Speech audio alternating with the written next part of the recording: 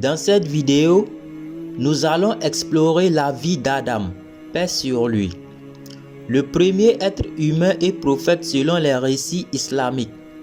Qui était-il? Quelle est son importance dans l'histoire de l'humanité? Plongeons ensemble dans les récits du Coran et les paroles du prophète Mohammed, paix et bénédiction sur lui. Assalamu alaikum et bienvenue sur mon guide spirituel. J'espère que vous allez bien, alhamdulillah. Si vous venez de découvrir ma chaîne nouvellement, je vous invite à vous abonner pour découvrir davantage d'enseignements et d'histoires, d'activer la cloche de notification pour ne manquer aucune de nos vidéos. Étape numéro 1. La création d'Adam. Allah mentionne dans le Coran: « Et lorsque ton Seigneur dit aux anges, je vais établir sur la terre un vicaire, Khalifa, les anges dirent, vas-tu y placer celui qui y sèmera la corruption et versera le sang, alors que nous chantons tes louanges et sanctifions ton nom? Et Allah dit, en vérité, je sais ce que vous ne savez pas. Surat Al-Baqarah, verset numéro 30. Adam a été créé à partir d'argile.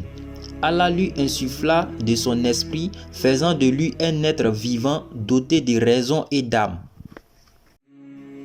Étape numéro 2. L'ordre de prosternation et la rébellion d'Iblis. Après la création d'Adam, Allah ordonna aux anges de se prosterner devant lui en signe de respect et non d'adoration.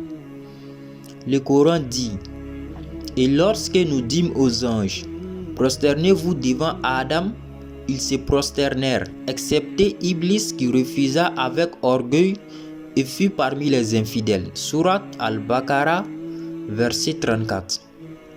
En réalité, Iblis, un digne créé de feu, refusa par arrogance. Il dit, « Je suis meilleur que lui. Tu m'as créé de feu alors que lui, tu l'as créé d'argile. » Surat Al-Araf, verset numéro 12. Suite à sa désobéissance, Iblis fut maudit par Allah, mais il demanda un délai jusqu'au jour de la résurrection pour tenter de détourner les humains. Il déclara, « Puisque tu m'as mis en erreur, je m'assoirai pour eux sur ton droit chemin.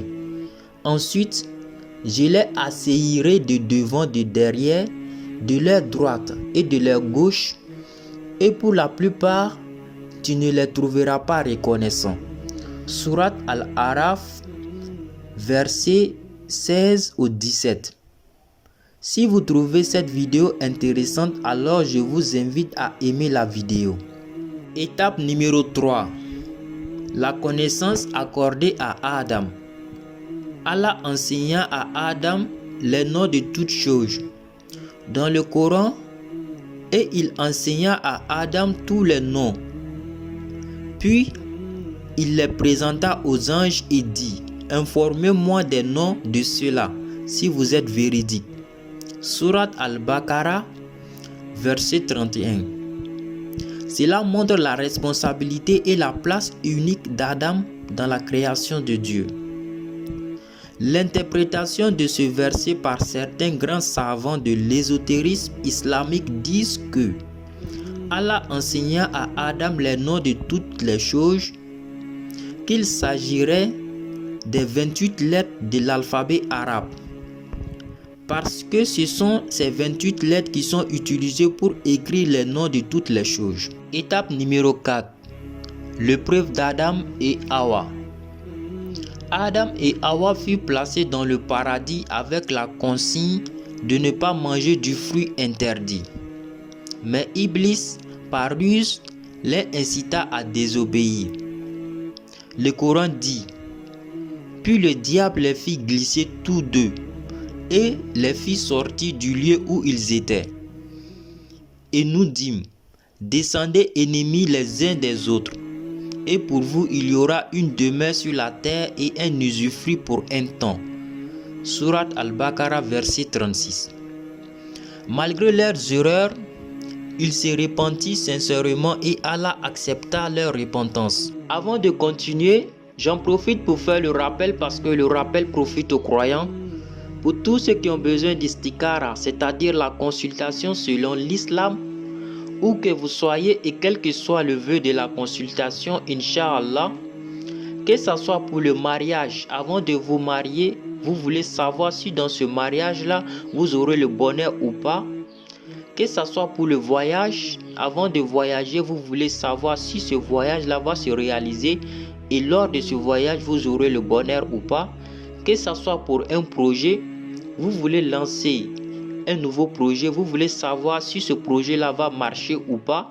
Que ce soit pour une collaboration, vous voulez signer un partenariat, vous voulez savoir si ce partenariat sera bénéfique ou pas. Que ce soit pour une maladie incurable que vous avez soignée par tous les moyens sans de bons résultats, vous voulez connaître la nature de la maladie et comment la soigner avec la permission d'Allah subhanahu wa ta'ala. Où que vous soyez et quel que soit le vœu de la consultation, que ce soit pour le travail, vous voulez savoir dans la vie quel type de travail va avec vous, quel type de travail vous pouvez réussir facilement, Inch'Allah. Il suffit de cliquer sur le premier lien dans la description de la vidéo ou bien de contacter le numéro qui sera affiché sur l'écran plus 225 07 77 96 91 69. Inch'Allah. Les leçons tirées de l'histoire d'Adam. L'histoire d'Adam et d'Iblis illustre le choix entre l'obéissance à Allah et l'orgueil. Elle nous enseigne également l'importance du repentir, comme Allah le mentionne. Puis Adam reçut de son Seigneur de paroles, et Allah accepta son repentir, car c'est lui, certes, le repentant, le miséricordieux. Surat Al-Baqarah, verset 37. En conclusion, ainsi la vie d'Adam, paix sur lui, est une histoire de création, de défis, de repentance et de miséricorde divine. Quant à Iblis, son arrogance et son serment nous rappellent de rester vigilants face à ses stratagèmes. J'espère que cette vidéo vous a été profitable. Si c'est le cas, n'hésitez pas à partager avec vos proches afin de bénéficier des récompenses liées au partage du savoir. Et dites-moi en commentaire quelle histoire vous aimeriez découvrir pour la prochaine vidéo. Et je vous laisse avec la meilleure des salutations, qui est wassalamu alaikum wa rahmatullahi ta'ala wa barakatuh.